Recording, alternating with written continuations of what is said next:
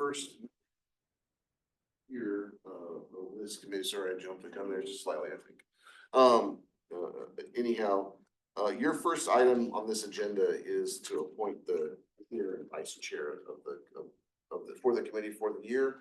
And the bylaws state that the chair and vice chair shall be one of the two board members serving on the committee.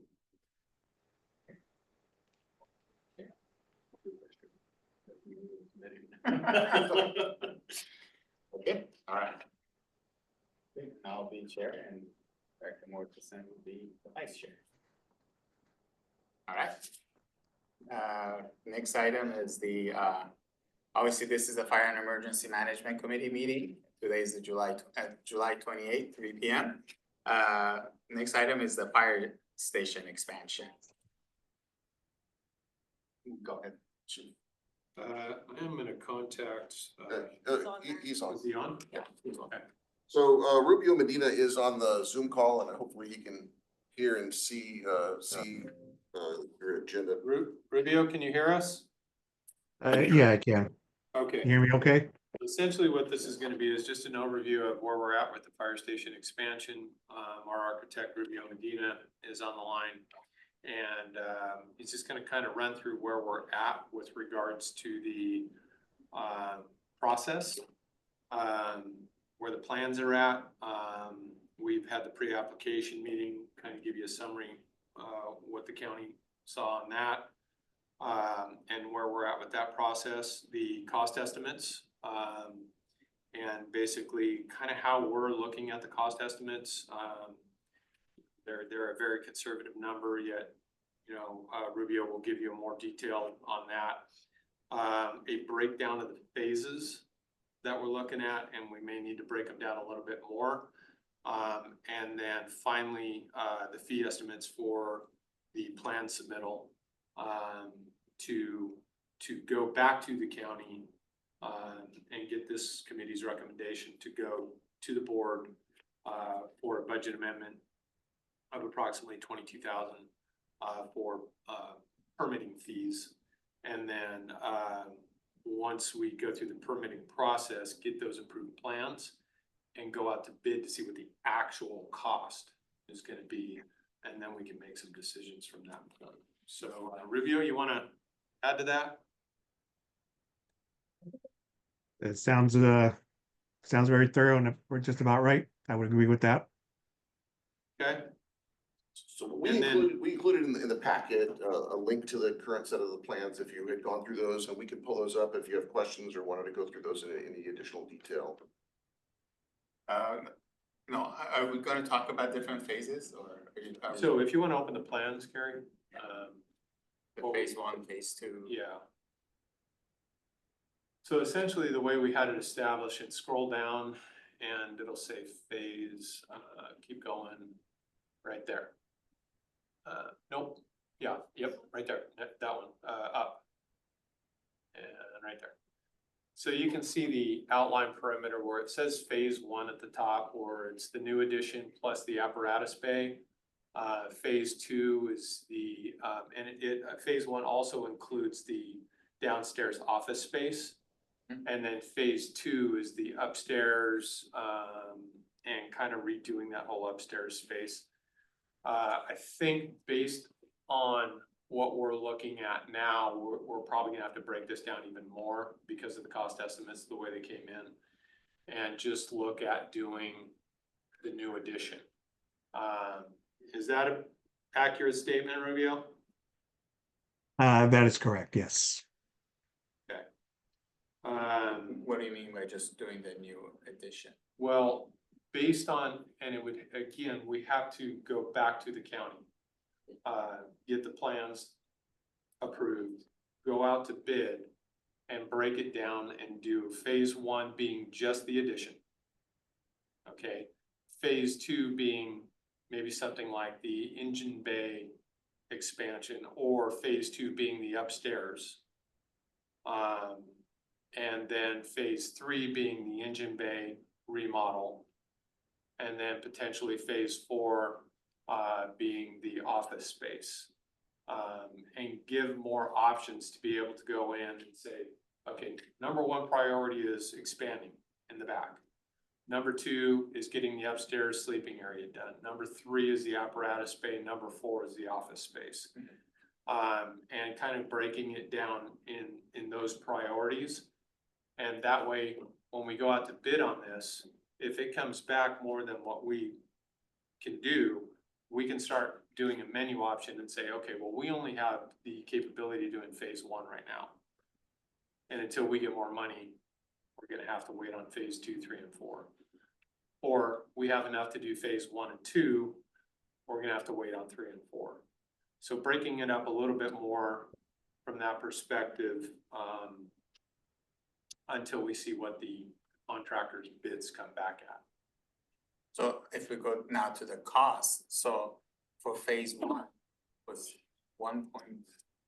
So that's what No, we're trying to, we don't know what those, but I thought, well, You originally had given us kind of a Yeah. general idea, and so now what you're anticipating those numbers are gonna be more than. what- yeah, so if you That's look why at, you wanna break it down. yeah, if you looked at the cost estimates, Yeah. they came back at like 3.9 million. Yes. Okay, so, with those numbers, I think what we're gonna see is, and correct me if I'm wrong, Rubio, but phase one, what did phase one come back at? Just phase one? that was 1.3. No, It's 3.8. 3.8 or That something was like that. 1.3. We have the cost estimates here. Oh, okay.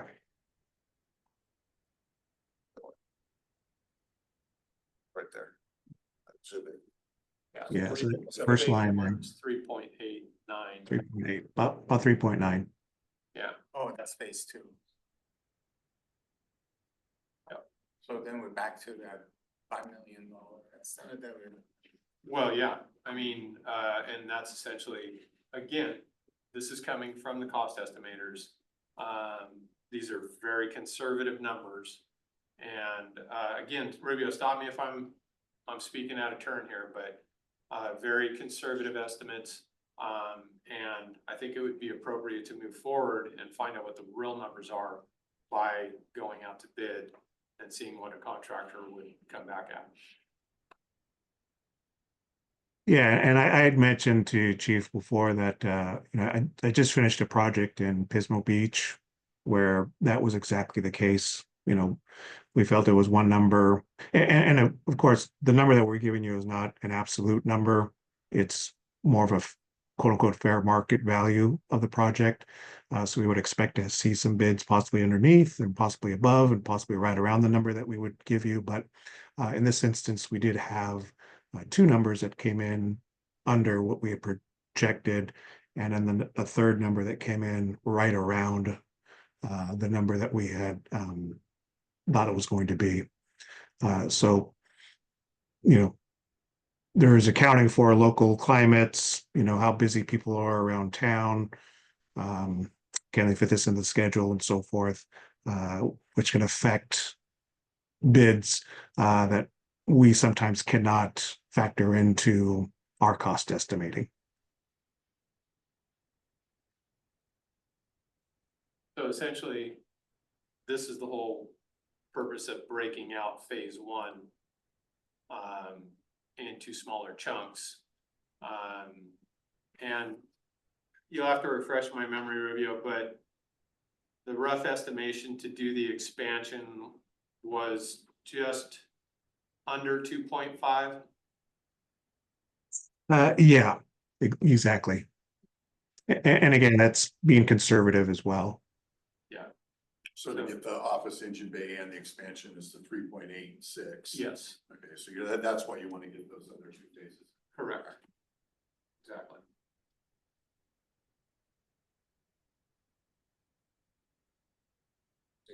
It makes sense to break it out in phases, trying to identify those. Yeah, because we could, it looks like we could actually do the addition with the money we have right now. We may not be able to do the engine bay, the offices, or the upstairs at this time. And we might have to get creative with doing the upstairs. So we'll have to see. I think one of the one of the factors that the general manager and I had talked about was this second bathroom issue, and I think that's gonna have to be an element that gets put into this, first phase, but we'll have to just see what the numbers come back at.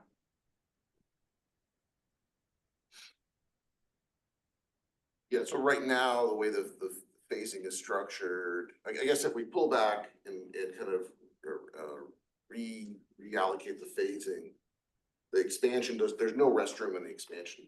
Then you can expand it part of the, what's labeled as an expansion. And right now we have 1.5 bathrooms in this side of the facility, only one shower. And so that's viewed as a, you know, a significant, deficit or a significant need to be resolved in the short term.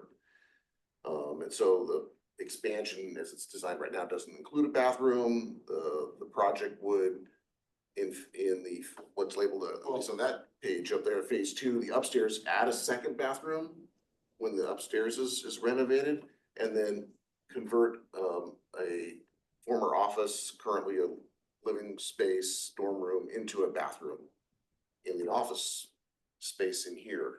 Yeah, so the current phase 1 does have that bathroom in it. I was gonna say, I thought there was Yeah, a bathroom in the yeah. next phase 1. So the current phase 1, It's not the expansion portion, right? not in the expansion. So it's in this side, in the current office space over here, is where that bathroom addition, Yeah, there was gonna be across where the captains are. Exactly. So, yes. but that would be carved out, if that would be part of the office, or that would still be part of the. Well, I think what we would have to do is carve that out and put it into a new phase 1 with just the expansion. Oh, okay. Yeah. And there's no room in the new expansion, or the new square footage to put a bathroom in, to squeeze a bathroom in. No, well, there is a bathroom in there, correct? It's just in the, not a bathroom, but a shower, sorry. In the clean room, correct? Yeah, but that exactly, it's more of a wash down, It's Decline. a wash down area as opposed to a shower.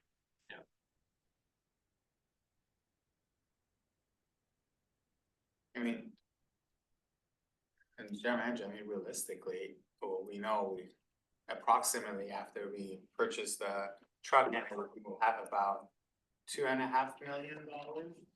So, I mean, our forecast as it sits, as we see here today, June 30th, 2026, would have about $2.1 million. Okay, We're gonna, of that, we anticipate spending shortly after that date about another $300,000 outfitting the engine that we paid for already, and then getting about $1 million back. So that 2.1 becomes, let's say 1.8, then eventually we get $1 million back out of the federal grant, so maybe $2.8 million. So yeah, and again, like I say, if we reevaluate the phases, phase 1 could be 2.5 or under.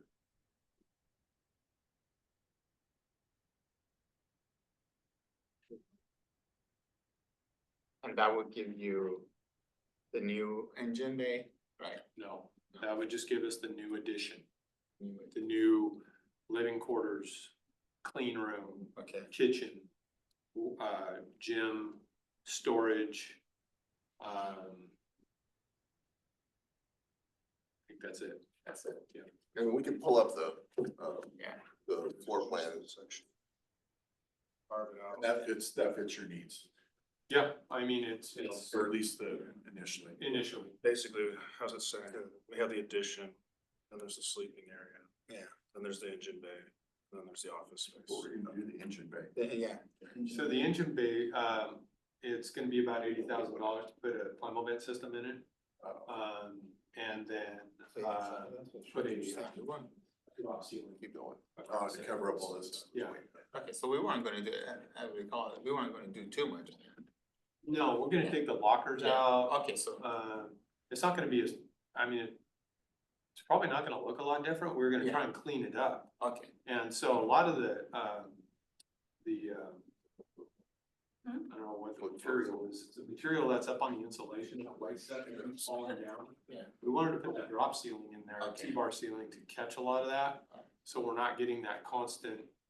Yeah. You know, Okay, So realistically, we're gonna we're getting bids for the entire project broken up into each individual component. So Correct. Hypothetically, the engine bay could be like, oh, it's an ancillary cost, it's very little, yeah, it could be added in. As long as we're Correct. under that 2.8. right, okay. So it looks like the upstairs is where we're gonna. Here's have the- much work there, upstairs. This is the plumbing plan, but it kind of shows the layout more cleanly. So this, what I think we're referring to as the expansion includes like this walkway from the existing engine bay, this kitchen, kitchen area, day room day area. room area, gym, workout room, Yeah. storage, workshop, Workshop, clean room. This is the area that's gonna have this the shower. shower and extractor, right? Yeah, that'll also second as our med room, which will be the medical supplies and those types of things in there. And then the clean room is where now all of the lockers for the turnouts, Yeah, that's where our extractor and all the other stuff are gonna go inside that room to get it out of the engine bay, so we're not getting Okay, diesel exhaust and those types of things. so okay, so you'll still be able to do those and Yeah, you're hoping to be around 2.5 or under. or under, south of that, yeah. Alright, so, okay. And then upstairs, if you wanna do upstairs, that would be, Well, that's where we're gonna start getting into breaking it out, and that's where, you know, I really think the important part, what I've been really trying to push on this is we need to go out to bid to see what the real costs are gonna be. yeah, And the 22,000, you know, permit fees and those types of things will get us there. Well, want to make sure we have that. We did get decent feedback, I think, from the county. We did a pre-application meeting in May. And there weren't too many surprises that were thrown our way. There's gonna be some evaluation of some of the sidewalks around the building, and but they didn't say that for sure they need to be replaced. And there were some requests about just the level of special inspections that had to take place, or whether that required a full-time inspector to be on site during the construction, because it's an essential buildings, essential facilities requirement. So the overall, I thought the meeting was not, there weren't too many surprises coming out of it. The cost estimate that Rubio obtained of about $22,000, that's really, that's not a permit fee, it's a plan check fee. It's what it costs to have the county review and potentially approve the plans. At that point, we could decide to go out to bid. We would need some more help from Rubio and his team to assemble the bid documents, and then we'd have to make some decisions at that time about what is the original bid and what are add alternates. That's where you could do things like add a bathroom or include a portion of one of the phases as an add alternate. okay, And then you get actual costs, but there would be some more expenses incurred by the district to go out to bid. okay, But right now we can't. I mean, right now we have plans that are not necessarily approved yet. No reason to think that they won't be, but we haven't applied to get them approved. and then, yeah, because that's what I was gonna ask you in terms of the fee estimates and things like cost estimates, and there were some items on there, so I don't understand all the different items, that's not my expertise, but the ones I do understand, some of the line items like the appliances and things like that, they were pretty, expensive, they were pretty up high, so is that something that we're gonna have an opportunity later on to talk about, or that's something we need to decide on? I don't know So that like we decided today, but you would absolutely need to decide on that before the specs are put together, because the contractors are gonna bid on the specifications that are in the plans. Yeah. And so if the plans say, Bosch model such and such dishwasher or similar, that's what the bid's gonna be based on. Oh, So if okay. you wanna review those details, they need to be done before the specs are Oh, finalized. okay. Yeah, And I don't, Rubio, maybe they do need to be done was before it they get like the the county. RO system, like I saw a line item was an RO system, I forgot to bring like it was $9,000. Yeah, there was an RO system in there. I don't think it was a reverse osmosis system. That's what I thought I saw. Yeah, for the kitchen. For just the RO system?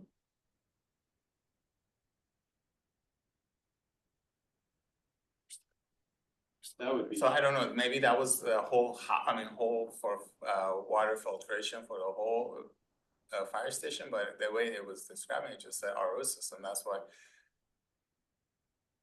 I think if you keep going, We'll be under plumbing. 20, 22, 23, something like that. So it's pretty far down. Okay. Page 22 or 23? Plumbing. There it is.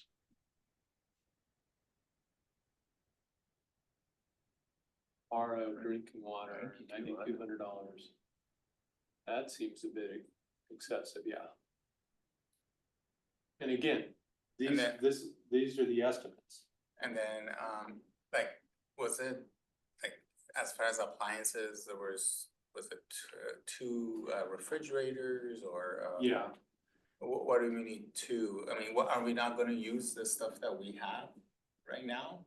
oh, we could potentially use some of it, So- but yeah, now keep in mind, we don't have a dishwasher that's working right now because these are Yeah. residential dishwashers. Yeah. They're just not used to the kind of use that we're putting them through in a fire station, so we're going commercial grade. With a lot of these appliances because refrigerators, dishwashers, things like that are breaking down in a couple of years. So by the time you replace these things over the period of a couple of years, within 5 years, you could pay for the commercial model, which is gonna last 10 years. I mean, They're not, so the bidders aren't gonna be seeing these numbers anyways. We're just gonna- No, these but I mean, I numbers, don't know if we need to, that's why I was just asking if he was saying that we need to give the specs. But so I think the idea is like even in the RO, you need to have an RO system here. Yeah. So they're gonna have to bid it and whatever you're gonna see all the bids and the line items for each thing so we'll be able to make it. they're not looking at these numbers. This is just the cost estimator's number Okay. based on what he thinks we're looking at for an RO system. But the RO system, the specifications are contained in the plans. So if you wanna make changes to the plans. I don't know about an appliance, that's probably not so difficult, but more important components should be finalized before we try to get the plans checked, because if you wanna make changes So to the why would the specs. spec, yeah, what would the specs for an RO system say it'll end up?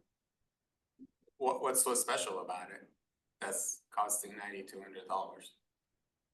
Any, I'm curious if it's a. any idea on that one, Rubio, on an RO? Yeah, I couldn't go into specifics on it just because, I'm not, I would want to check with my plumbing guy, maybe even the estimator, just to fully understand all the piping and things that may or may not be needed as part of that. But I just don't have that type of expertise, unfortunately, and I apologize about that. Honestly, I mean, I'm looking at that, and again, this is a cost estimation. That's why I think it's very conservative. I think they might have added a zero on this one. Yeah, I hope so. But with all of it, when you're getting those plans back, like, they can put an exception. In there. So if there's something, for example, they can't source maybe they can't source a 9200 or this specific RO. Yeah. They can say, here's the exception, it would be not this system. We can't get the Bosch 2011, we can get the Bosch 2030 because they discontinued that, Yeah. for example, so that's pretty hard. And I would just kind of interject too, and I hope I'm not speaking out of line or out of turn on this, because I don't want to come across as I'm devaluing anything that anybody's saying as far as can we do this a little bit cheaper or whatever. But it's fine to do some value engineering, but I would just caution, if we're trying to knock off $1 million, $50,000, $100,000, we're going to be hard pressed to do that by changing out some of the appliances or reducing an RO system or something like that. I mean, it really needs to be looked at from a macro standpoint. Kind of like what we're talking about as far as, okay, maybe we're going to break up the phase 2 or break up phase 1 as we're not going to do the apparatus bay, we're not going to do the offices, and we're just going to come back in and do the upstairs dorms. So that way you're taking out a large chunk of work that we were planning to do. And I would essentially agree with what Chief Peterson was saying is that, yeah, we could get a cheaper, quote unquote, cheaper appliance in there, but short term, 5 years, you're replacing it and you may be replacing it with that higher fixture that we were recommending now that, now you're essentially paying twice for that piece of equipment. So like I said, I don't want to devalue anything that anybody's saying, but I just want to throw that out as a word of caution as we're discussing this. Yeah, no, Easiest way is to actually get some bids in for those 4 phases. And then come back, try to figure out which parts can we excise from. Without hard numbers, these are just estimates. Exactly. yes. Yeah, I just wanna. Like I asked, I was just wondering if. We wanna get as accurate with numbers as possible, so if there are any changes that we need to make right now. That would be helpful to try to get as much, as accurate, I think the numbers as possible. bathroom Modification, correct? Modified it, add a restroom downstairs. Yeah, what we're looking to do is basically taking the plumbing from the existing bathroom and kind of transferring it across the hallway there, into that location, yeah, and then shrinking that bathroom a little bit, making it a server room. The existing bathroom, and then obviously making that an ADA compliant lower bathroom with shower, bathroom, or toilet and sink. And that'll give us that additional shower. And then we'll have one upstairs. At that point, we'll have 2, even if we don't do the upstairs modifications right off the bat. Essentially what we can do is clear out the existing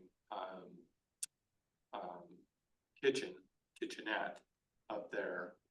And we can come back in and potentially add, a bedroom ourselves in the short term, temporarily, as a stopgap.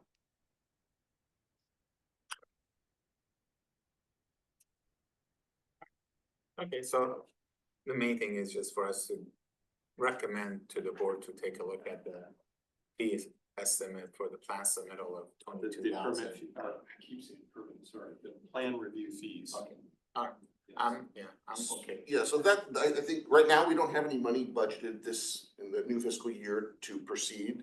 So the $22,000 is like, Ruby, that's a good, I think your estimate is something like 21,000 and some change, last I saw. Yep. We would need to write a check to the county, they would then review the plans. After which time we would know whether or not, how many changes need to be made to get them permittable or whatnot. And in the meantime, I guess we could be working with Rubio to kind of break down the specs so that we had, a base bid plus the appropriate add alternates. And once the plans are approvable or permittable, we could go out and get bids, then you'd have hard numbers. You'd have to take action on those bids, right, in order to proceed, but you'd have a contractor tell you what their cost would be. Yep.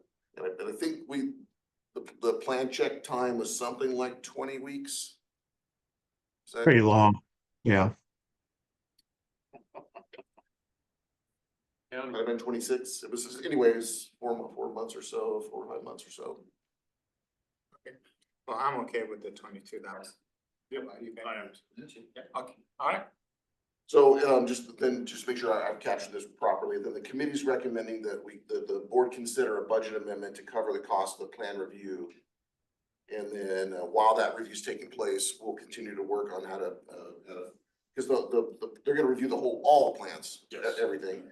And then we'll work on packaging this in base bid plus add alternates. And figure out from Rubio what that cost is to have their team support us going out to bid.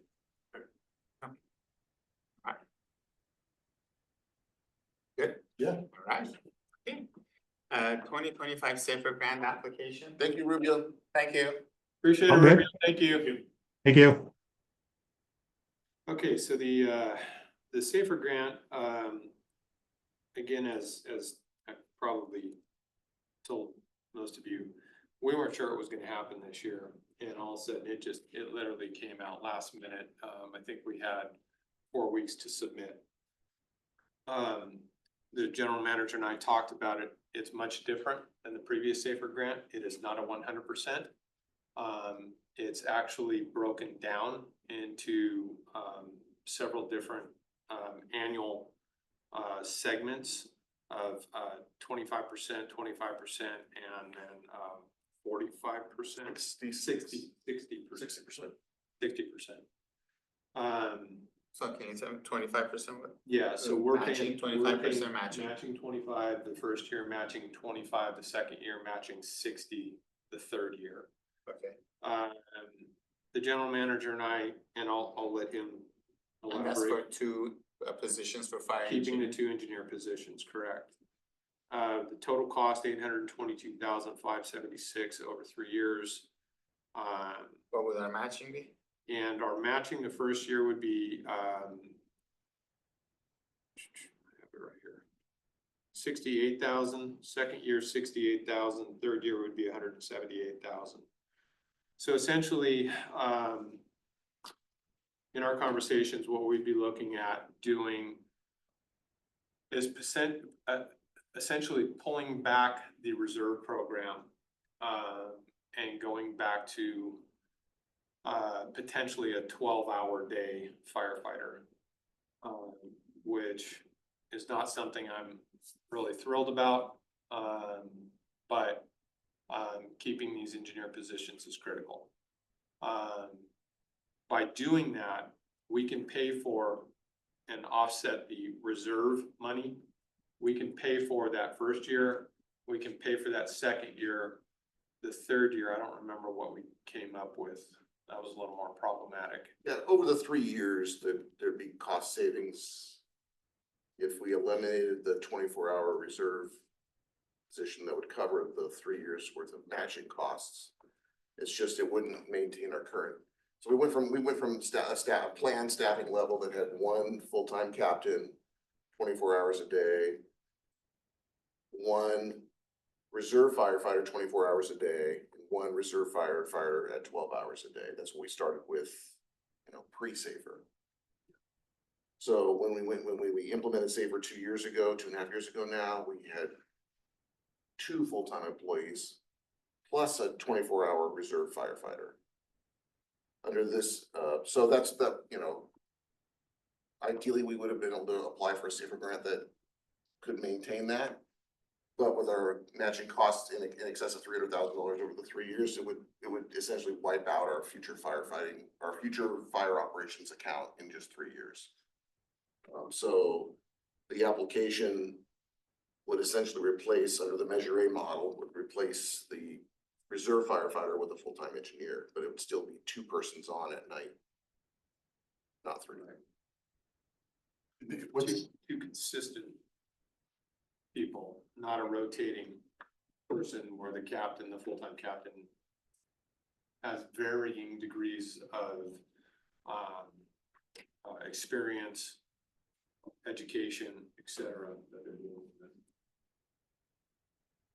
What's the chances of getting the Safer Grant? I don't know, honestly. Because I thought I'd read that the percentage was really, really low in the Safer funding that it's been in the past. I think this one is actually higher because so many people have not put in for it because of the match. Oh, wow. Okay. Yeah. So I think. I mean, the your chances are higher, but chances the are higher. overall money, Considerably less, yes. Yeah, because of the match, but again, I think so many people, because it's not 100%. Yeah.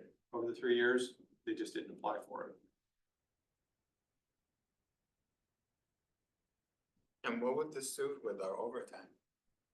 And, backfilling and people going on vacation.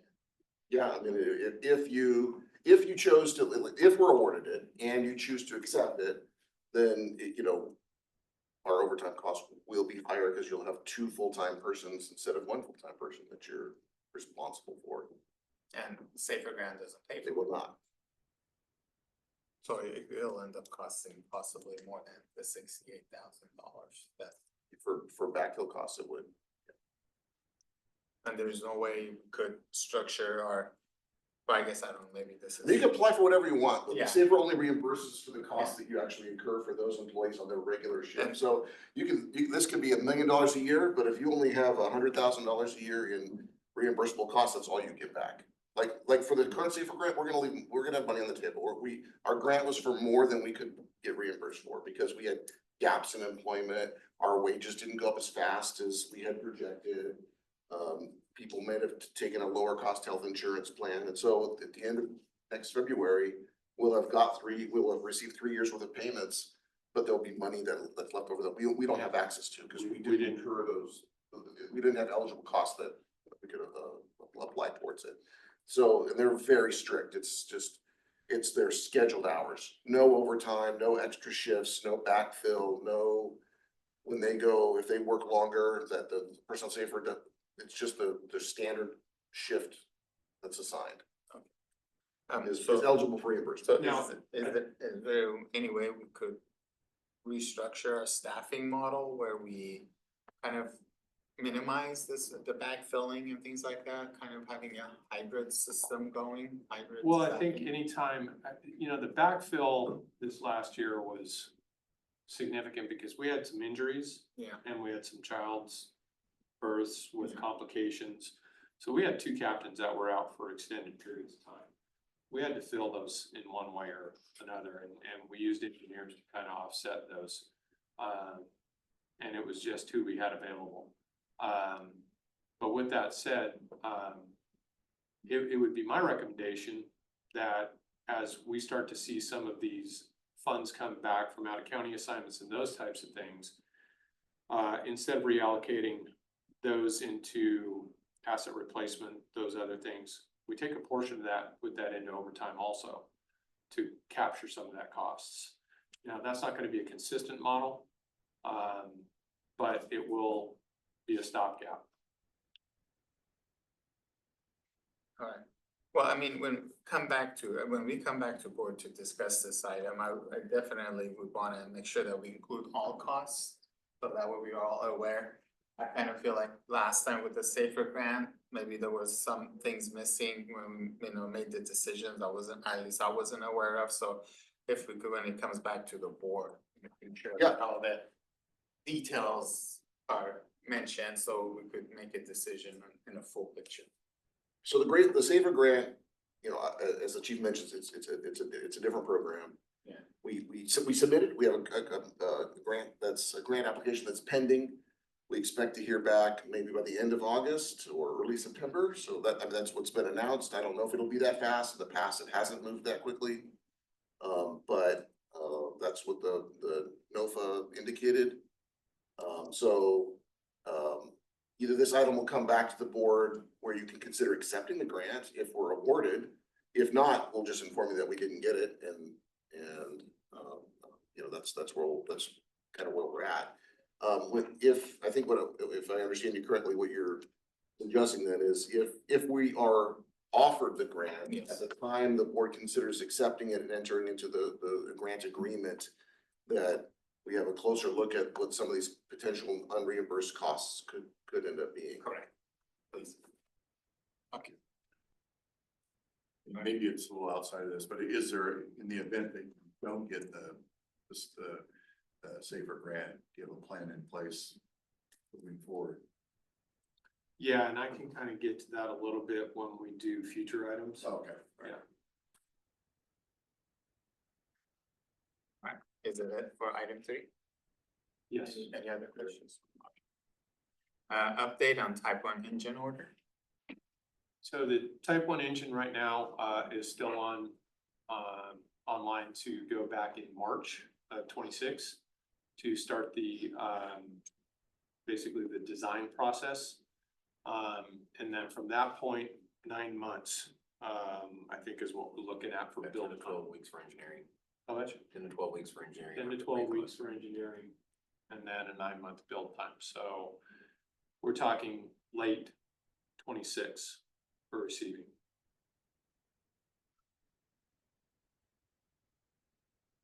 So late 26. That means we won't have to put it in our budget till the 20. I mean, the asset replacement, it would hit depreciation would hit that. It would hit the 27, 28. 27, 28, yeah. Okay, so we have a couple of years. See if they can go into the operations, okay. All right. But everything, so we're just waiting and there's no way things could speed up or anything. Nothing has changed. Not unless they drop another factory back there right away Okay. somewhere, yeah. All right. That's kind of where we're at. Any questions? All right. September 2nd fireworks. But it says September 2nd fireworks workshop. It's not a workshop, right? It's our meeting. It's at your board meeting. Yeah. I just called it a workshop. We actually can call it whatever, however you'd like. We have that listed as a tentative item, and I just wanted to go through what actions we've taken to date. Okay. And get any guidance from the committee about what to prepare for this Okay. meeting. And again, I guess I'm viewing this as a discussion item, not necessarily any formal action. There won't necessarily be an ordinance that's before you. But rather, concepts that we could get direction on from the board. And the purpose of the work of this, again, discussion item is about, two related topics: enforcement of illegal fireworks and the allowance of safe and sane fireworks going forward. And I know they're somewhat independent, but you know, obviously they both occur on the 4th of July primarily.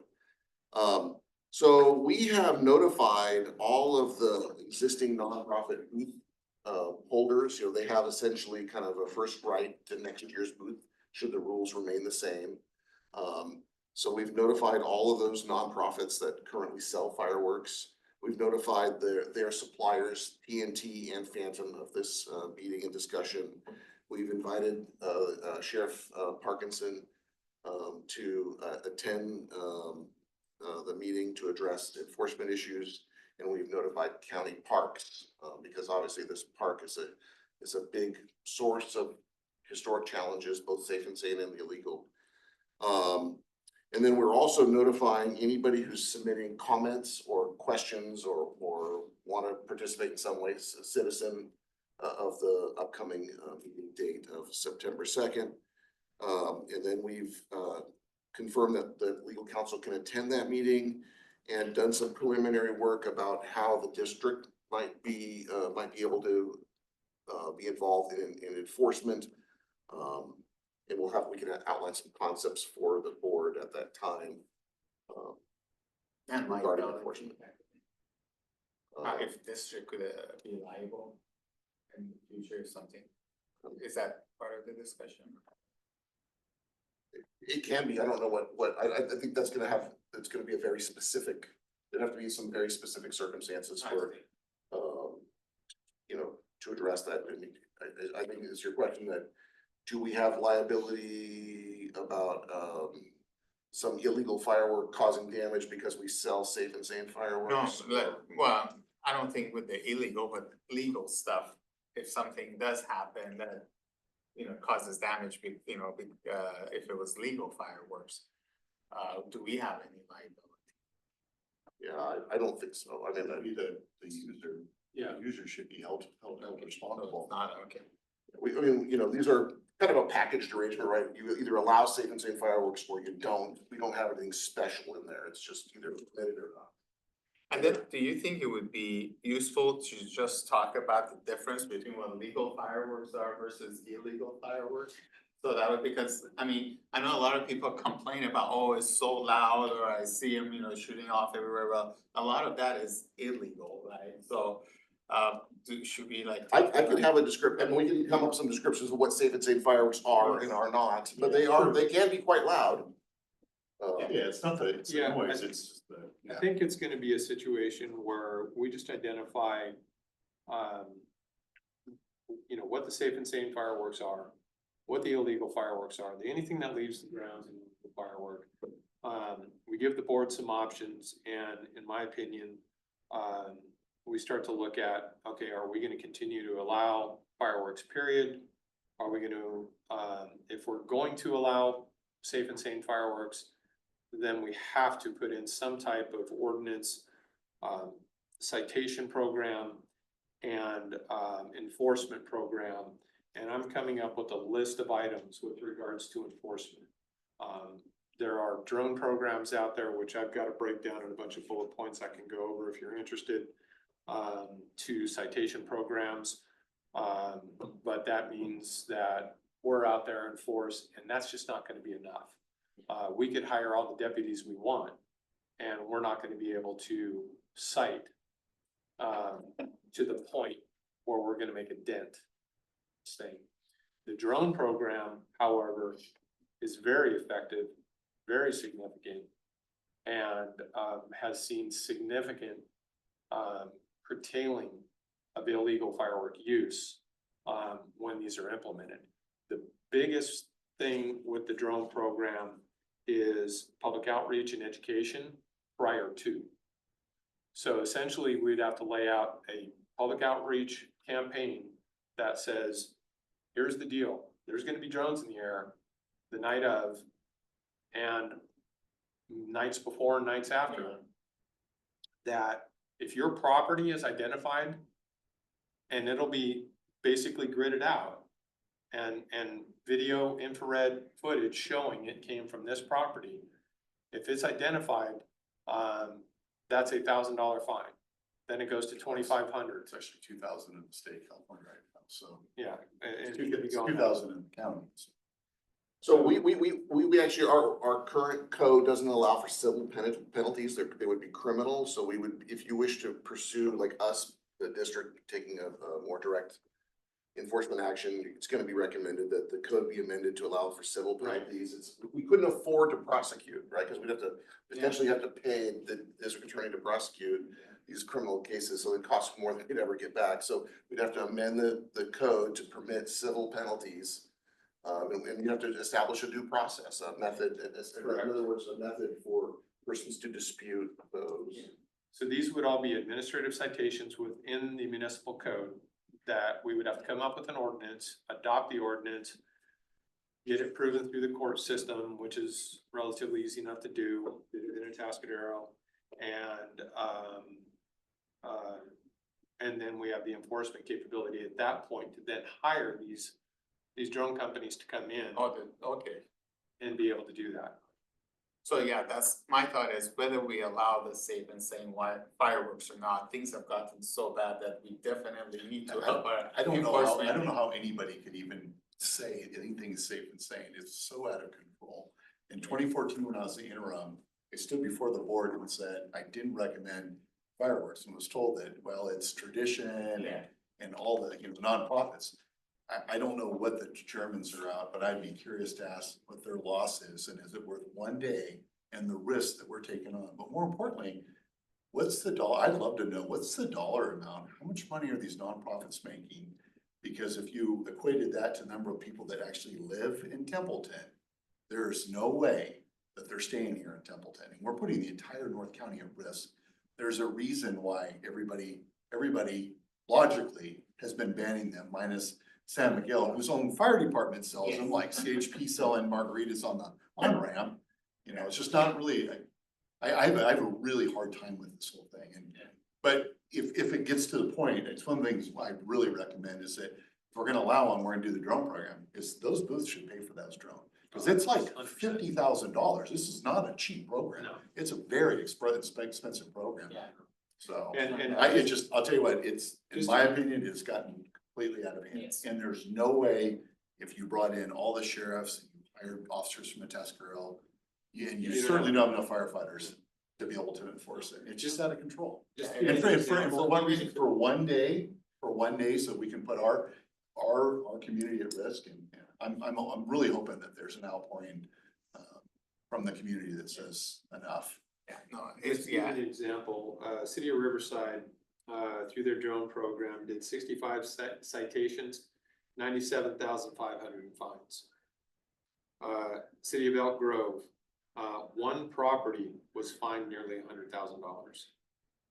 So each occurrence, and I think that's what I want to make crystal clear, is each occurrence.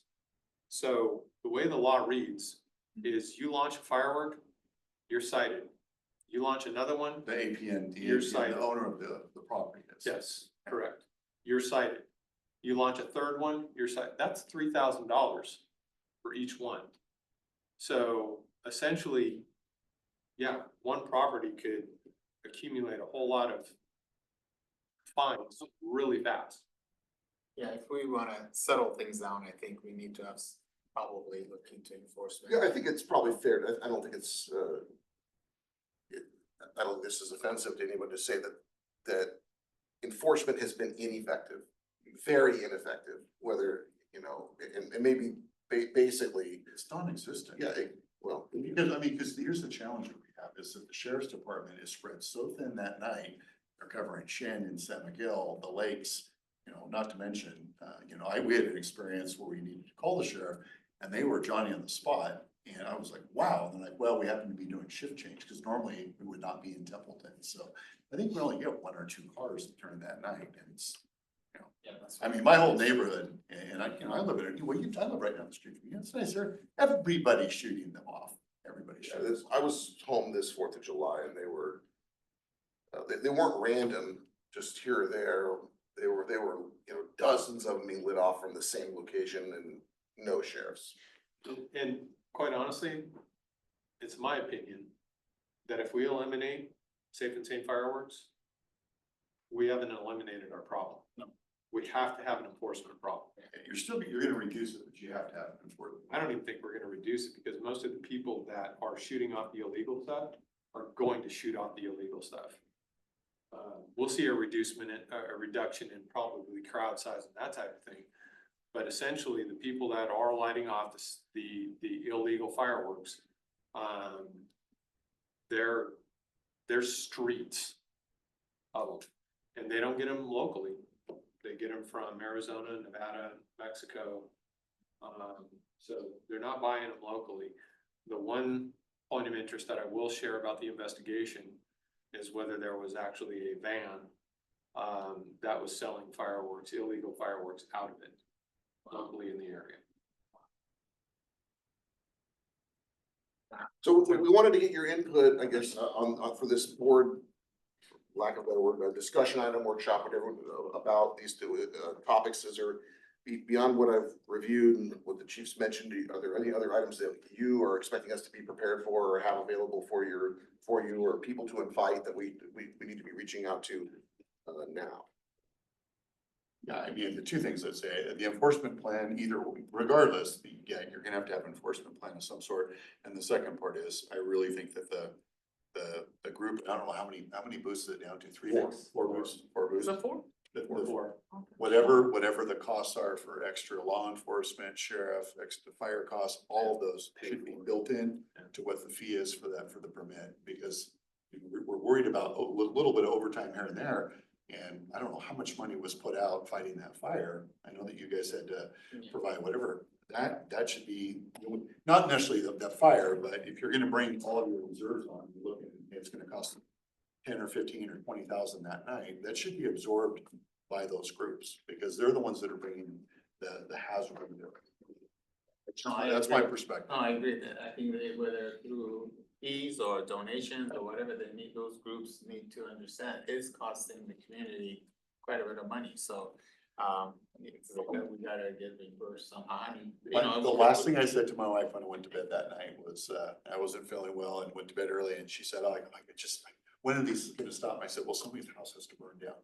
And I got up in the morning and I go, oh, there's wood burning. She says, why is there wood burning? I said, well, because, I've been doing this a long time. Well, some kind of wood's burning. I went outside and I'm like, man, it's close. And then I went in and I had a dozen text messages from a variety of people. One of my old firefighters who was on Tescario's truck sent me all these. So I'm like, I can't believe it. It's just so sad.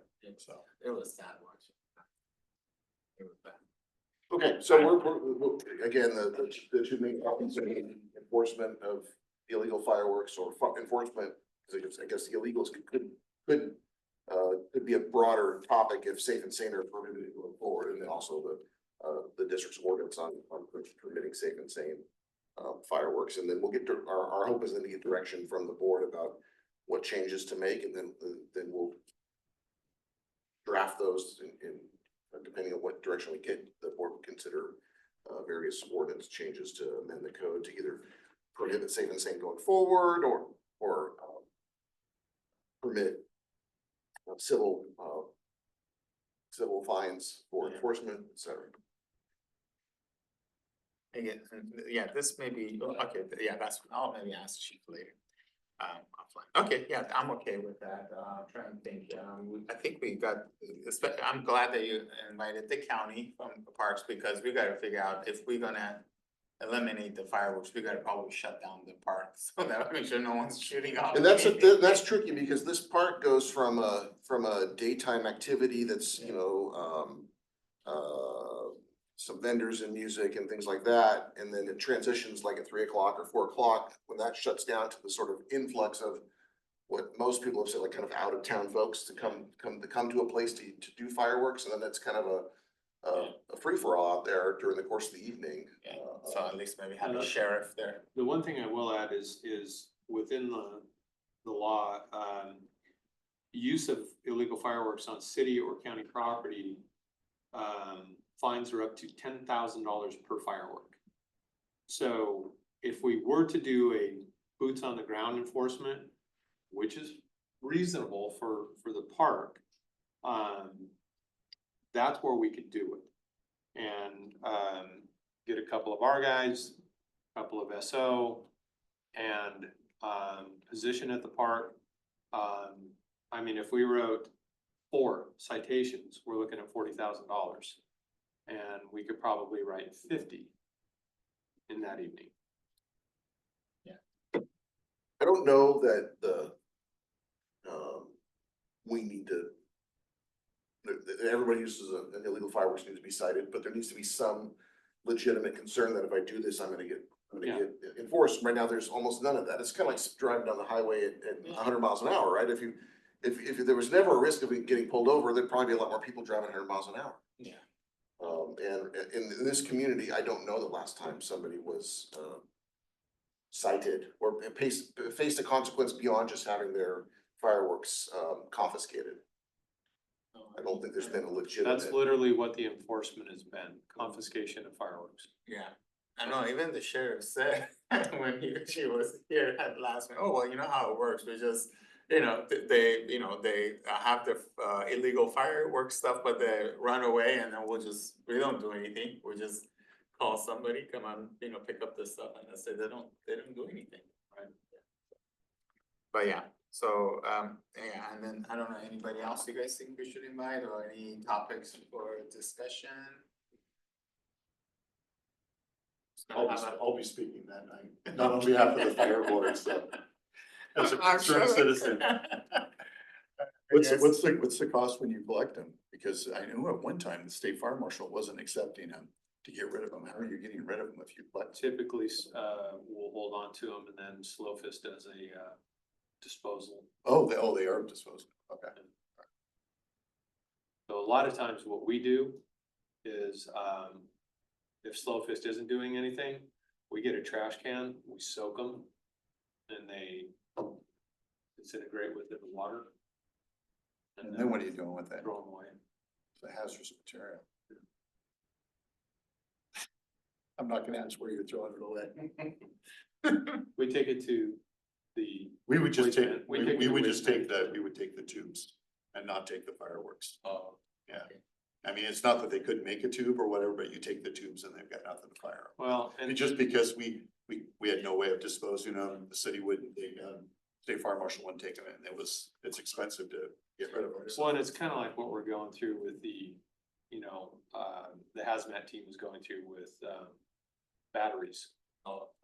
Disposal of lithium ion batteries.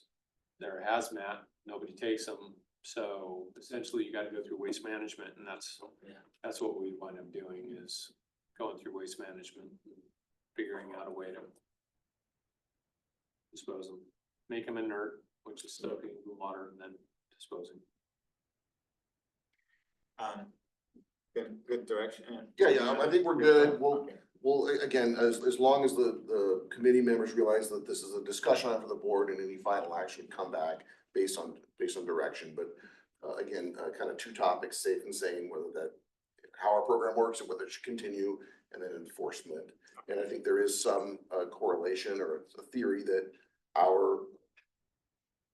the district's allowance of safe and sane sale and safe and sane use leads to more illegal fireworks use and or less illegal fireworks enforcement.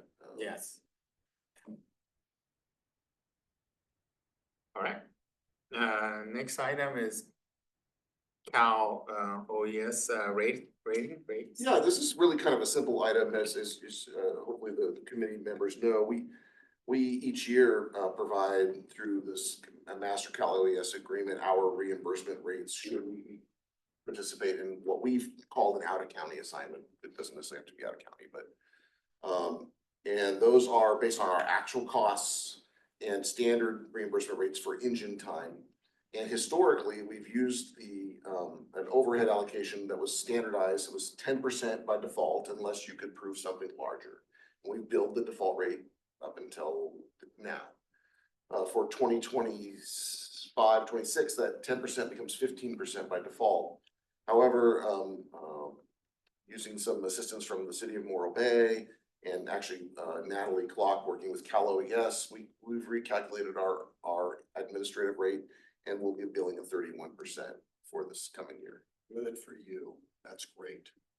So what that means is it means nothing unless we participate in out-of-county call or out-of-county assignment. But if we do, we're gonna get 31% instead of what we previously got 10% on top of the actual hard costs. So there should be more money coming back to the district if we participate in those calls. Typically, like last year, for just admin fees, we were looking at about $15,000 at 10%.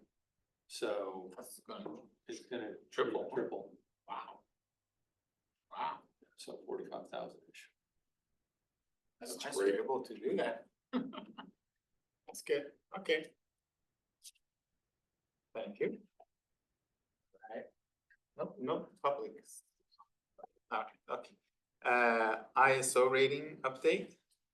Yeah, so we did receive our ISO rating from Verisk or Insurance Services Office. And if the committee had a chance to look this over, I won't go into too much detail. We did have a few deficiencies in certain areas that we're going to address with regards to training and sorry, I'm drawing a blank on the second one. Well, I think there were two in training. Some of our training records with regards to how we train our current engineers continuously, so continuing education. And then the other one was live fire type burns and continuous education on that. We do really well as far as initial training, as the continuous training where we're taking some hits. We do take a hit on ladder services. So is that page 7? Yeah. There's a kind of a cool Breakdown. of points available and what we got credit for. Yeah. And by the way, our ISO rating remained the same. It was, Yeah. the last time we were rated, it was a 3. 3 and it's a 3X. 3. So by ladder service, you mean ladder truck and things like that, right? Yeah. So we don't get, I guess we got a little bit of credit maybe Well, because we of the jurisdictions nearby that have ladder. Exactly. Yeah, that are within a certain response time that, you know, give us what we need. Our water supply does phenomenal. We do great there. We took a ding on credit for inspection and flow testing. But overall, our water system fared really well. So credit for inspection and flow test. So does that mean you have to go to different fire hydrants or? Correct. And we don't do that right now currently? No. Okay. Okay, so is that something that we're gonna, I guess, initiate or? Yeah, I mean, I'll have to talk with the general manager about how we go about that, because that's something that we can work with Justin on and. Yeah, try to figure does the something fire out. department personnel have to do that, or that could be our utilities? Yes. Because we're getting new personnel, so that may be part of it. Yeah, I mean, I don't, this is something we'll have to investigate. I think the one, this is, you know, maybe on an every 8 or 10 year cycle, the ISO come out and review us, and maybe some locations are done more frequently, but it's not an every year arrangement. Here's how the points are distributed. We are just, if we had fallen below 70 points, we would have fallen to a level 4, so slightly worse. And you can kind of see that, you know, where the areas we did strong on, I mean, you know, you know, really strong on supply, really strong on hydrants and on the water supply, on the water system. It is the inspections and flow testing. Yeah. That we got 0 points for. And then you can see, you know, you can see on the fire departments, itself, some areas we did really well, on, you know, we had 5.47 out of 6 points for engine companies. 0 out of half point for a reserve, pumper, and then, you know, pump capacity, we got full capacity for that. Only 1 out of 4 points, a little over 1 out of 4 for the ladder. Then of course, less for reserve ladder. There's some other areas, here's another area where we did fairly poor on, again, company personnel, we got basically half points for that. Yeah, and then, you know, for example, credits for training, you know, well, let me back up, credit for company personnel. You know, we only got half of our actual credits on that. I mean, that relates to our staffing. We just don't have the staffing that we need. Credit for training. There are some things we can do with training. But some of that is dependent upon facilities, and documentation that we'll improve on. And then, for example, in the more detailed existing driver operator training, you know, we got 1.39 out of 5 on that one, and that's a significant hit, but overall, it'll just get us closer to the lower level of 3 as opposed to the higher level of 3 by doing some of these things. We got a 12 out of 12 for our pre-fire planning inspections. We got a 5 out of 5 for our recruit training. And a 5 out of 5 for new driver operator training. So those are some of the things that we're looking at, improving. Company training, for maximum credit, each firefighter should receive 16 hours per month of structural fire related subjects as outlined in NFPA 1001. We got a 12 out of 25. So I'll be working with Captain Wall on getting some of those things, you know, better addressed. And then overall, as the general manager said, I think we're in pretty good shape for a department our size, with regards to prevention, inspection, and those types of things.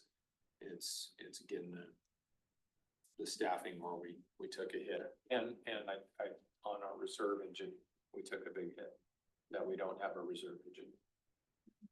Well, it'd be half point. Yeah. It doesn't, you'd have to improve in a number of categories to have gone from a 3 to a 2. Oh, absolutely. There's no one issue. This little table this is all provided by us, ISO, kind of shows, you know, really, so we got labeled in the class 3. You can see we're, you know, well ahead of the sort of bell curve for all the departments that they look at.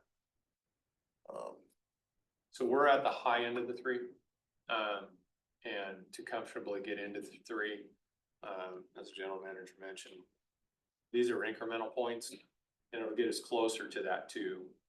I don't think we're going to get into a 2 anytime soon, just based on our financial and staffing limitations.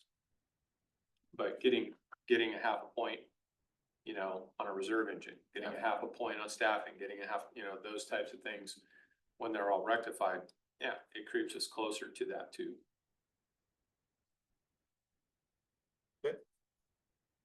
Well, that's good then. Our rating is staying the same. So that means the home insurance is hopefully stay. Yeah, no, mine's gone up quite a bit. Yeah, Not- at least not they because of don't take this, it but, because of this. yeah. Yeah, no, they're going up like 30–40%. Okay, is that it, chief? Yeah. That's okay, all right. Future items, the committee will discuss with staff, okay. The future items, Eric, you want to say? Do you have? No? So I have a couple of items, or chief, did you have some you wanna? Yeah, I just wanted Okay. to kind of go into really quick, as committee member Agson mentioned, you know, do we have anything in plans for what we're gonna do about if we don't get the SAFER program? And there's a couple things that we're looking at. I won't go into detail on it right now.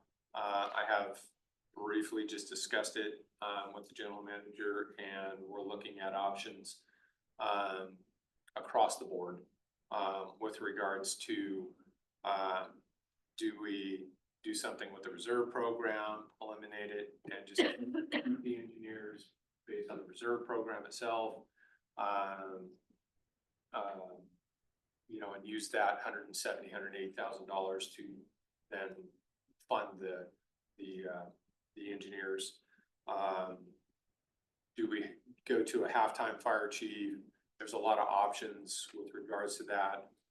Do we look at regionalization? You know, doing some form of consolidation with the Atascadero Paso, something like that. Do a cost share, those types of things, or just do an admin contract where we look at, you know, admin services, a portion of admin services being relegated from either Paso or Atascadero into taking over the admin duties as chief for Templeton and keeping those two engineer positions. So those are all, you know, just a quick bullet list of things that are kind of up in the air. Nothing that we've gone into huge detail on, but stuff that I am working with the neighboring chiefs on and the general manager. And it's my intent to give something to the general manager to bring to the board here shortly that will give a more detailed breakdown of what the options would be. Okay, great. Actually, I had that on my list of something to, future items consolidation. Is to, you know, look at options, see, because especially watching everyone work on the Templeton feed fire.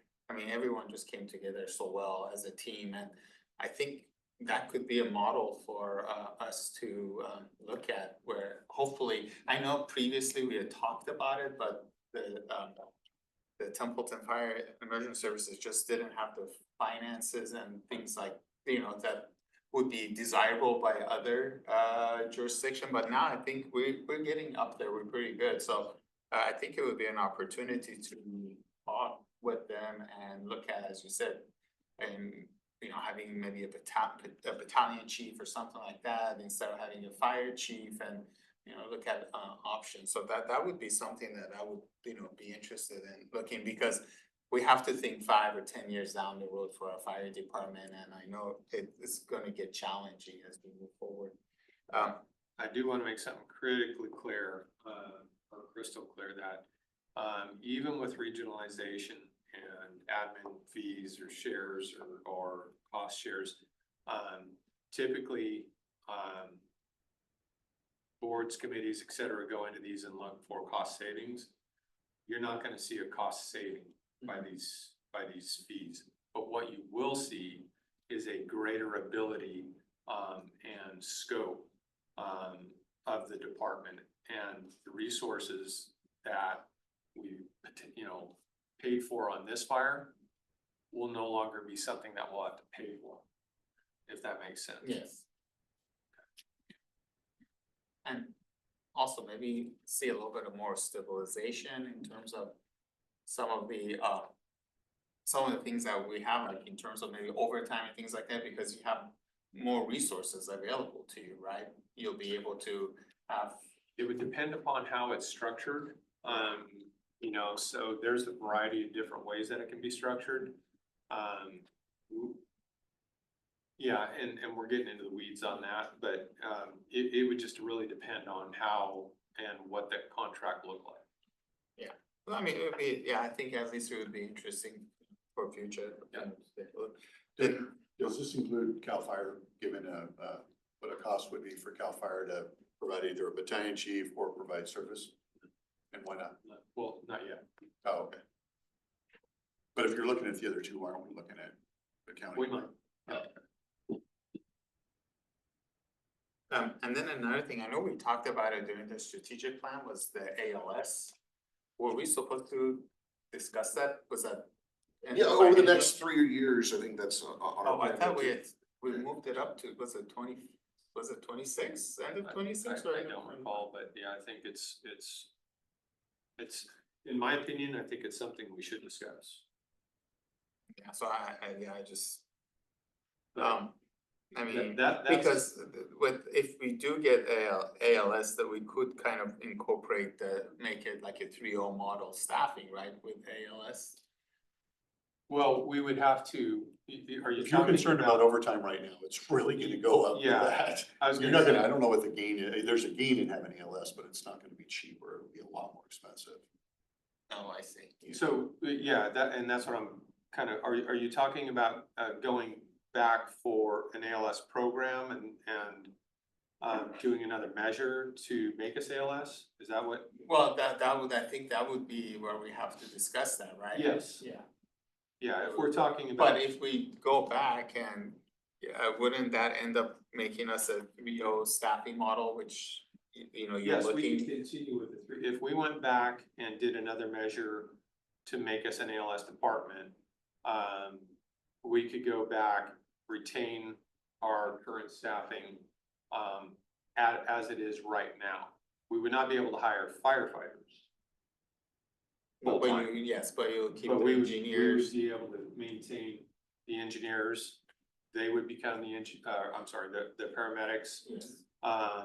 And one captain would probably become a paramedic as kind of that rotating reserve person.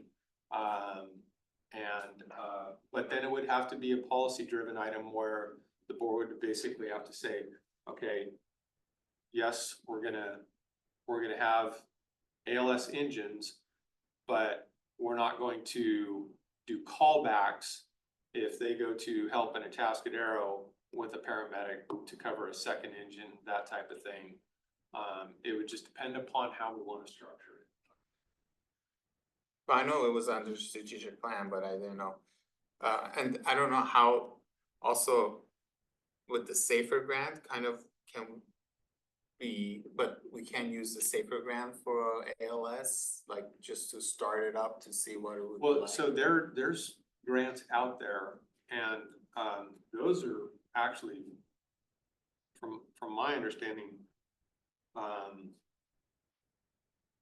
very good chances of obtaining and 100% paid for to put your personnel through paramedic programs.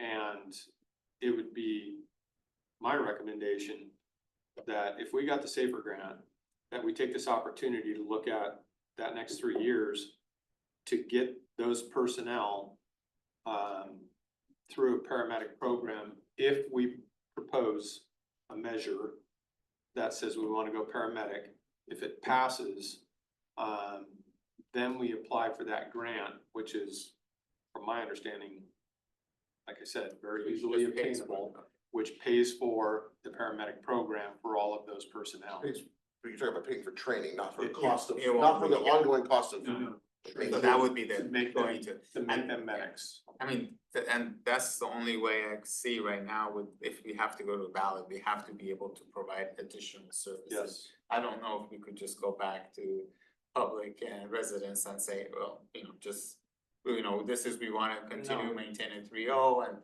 but we're gonna need this much more, but if we possibly could say this is, we're gonna provide additional services, maybe then we'll have Well- a chance.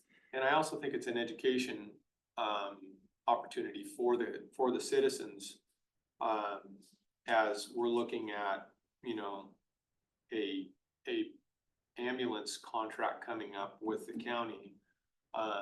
And showing the citizens of Templeton how many times and how long we're sitting on calls waiting for an ambulance. When we could be providing ALS services. I know Captain Goldblum and his crew were sitting on a call with a diabetic patient for over 20 minutes.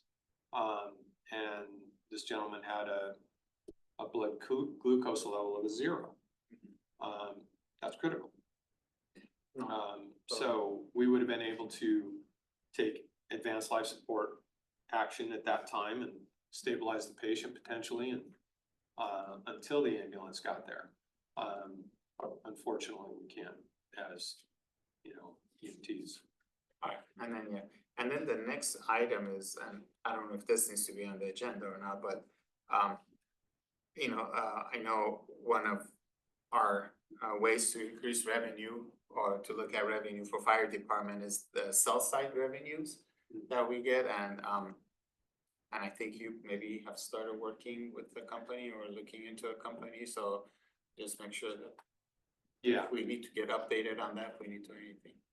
yeah, from my understanding there, the Verizon site, which was on the back of the Feed and Grain, is looking for a new site, and I basically just put that option out there, and so they were very, very interested, and see what happens.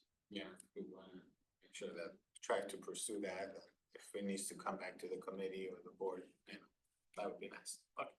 So I don't know if that needs to be on, I don't think that needs to get either. I mean, we're continuing with Dish Network and Yeah. it's just like pushing a rope though, that just. Yeah. It's still intact, but not going anywhere. Okay, and then, so those were just a couple of items I thought. All right, anything else? No? All right, good, all right, meeting adjourned. Thank you.